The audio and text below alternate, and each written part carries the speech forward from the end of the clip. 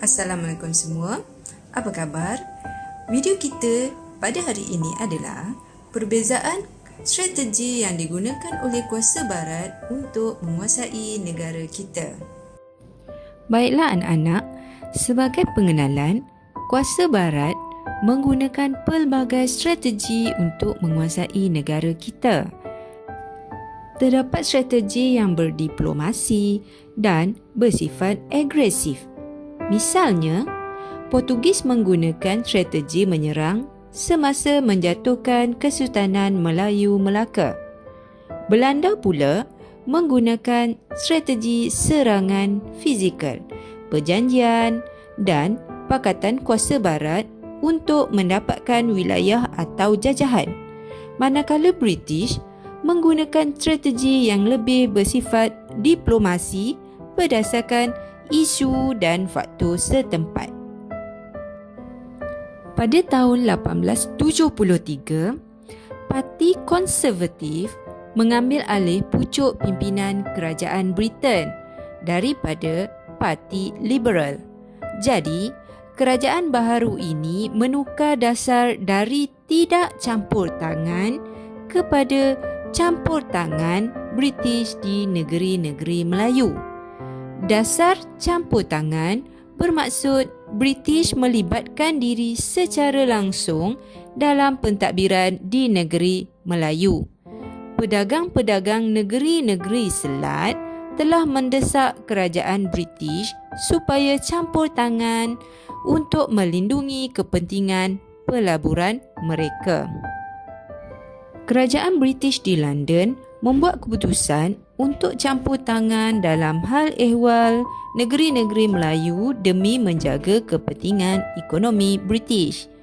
Andrew Clark dihantar untuk menggantikan Governor Harry Ord.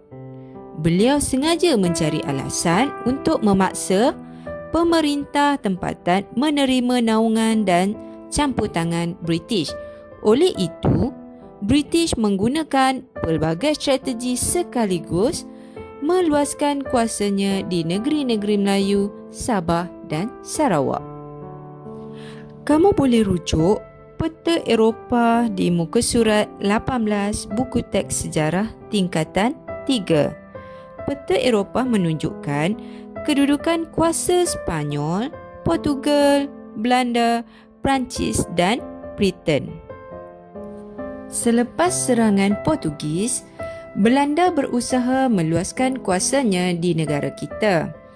Antara strategi yang digunakan termasuklah serangan fizikal, pakatan dan perjanjian. Kemudian, British pula lebih licik.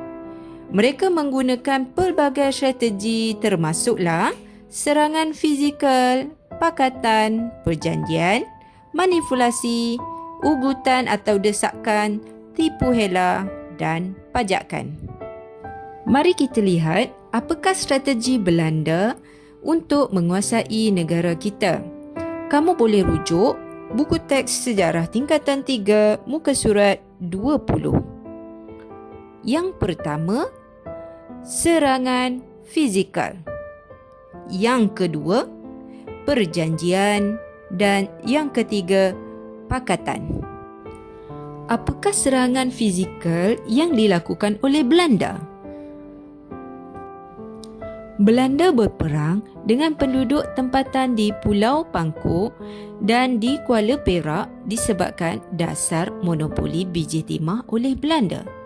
Kemudian, pada tahun 1763, Belanda berperang dengan Angkatan Selangor dan Rembau kerana bimbang penguasaan Selangor ke atas Selat Melaka. Tahun 1782, Belanda berperang pula dengan Johor disebabkan berlaku perselisihan mengenai perdagangan. 1784, sekali lagi Belanda berperang dengan Angkatan Johor dan Selangor kerana masalah perebutan perairan Selat Melaka. Tahun 1784 dan 1785, Belanda berperang dengan Angkatan Selangor di Kuala Selangor. Mari kita lihat apakah perjanjian yang dilakukan oleh Belanda.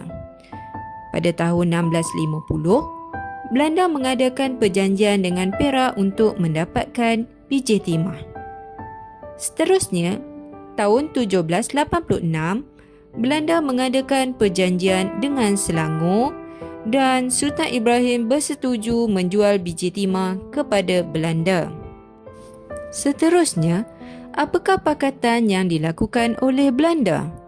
Pada tahun 1641, Belanda mengadakan pakatan dengan Johor dan berjaya mengalahkan Portugis di Melaka.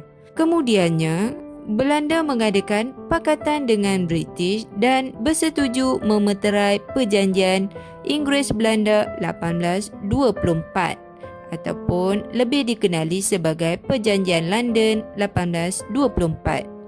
Seterusnya, apakah strategi yang digunakan oleh British untuk menguasai negara kita? Terdapat beberapa strategi yang digunakan, antaranya adalah manipulasi, tipu hela, pakatan, ugutan ataupun desakan, perjanjian, pajakan dan serangan fizikal. Apakah situasi yang telah dimanipulasi oleh British? Yang pertama, British mendapatkan Singapura. Yang kedua, perebutan tahta di Perak.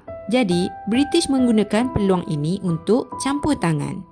Yang ketiga, kejadian Lanun merompak kapal dagang British di Selangor dan menyerang rumah api di Tanjung Ratchado sebagai alasan untuk British campur tangan.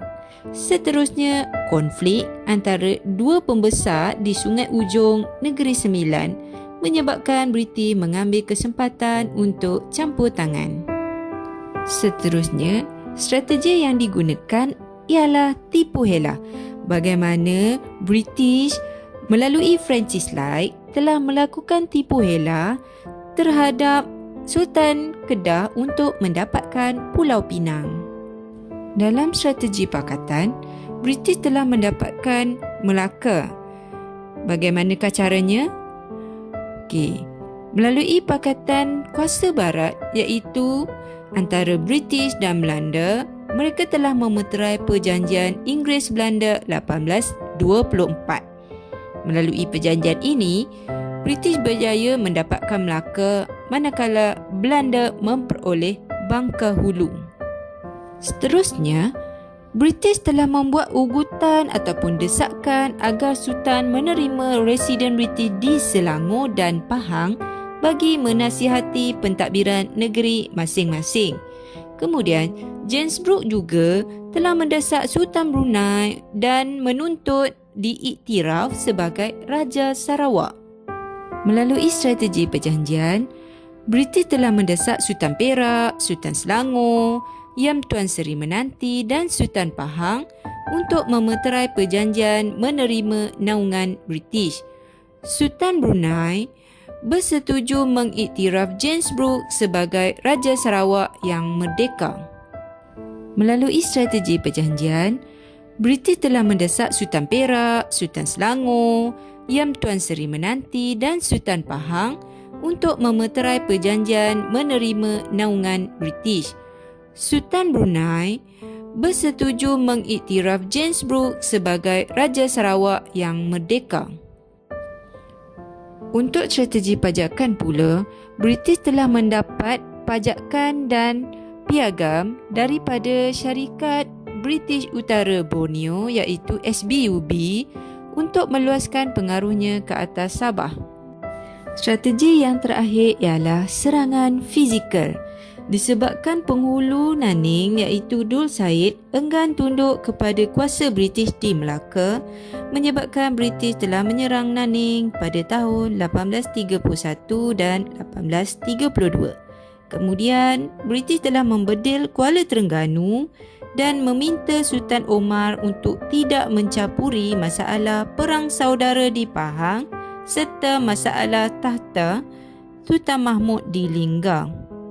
Okey, sebagai kesimpulan, penguasaan kuasa barat dengan menggunakan pelbagai strategi telah menyebabkan berlakunya pelbagai perubahan yang besar-besaran dari aspek politik, ekonomi dan sosial di negara kita. Kita sewajarnya mengambil iktibar daripada kerakusan kuasa barat ini yang bersedia melakukan apa sahaja untuk menjayakan matlamat mereka.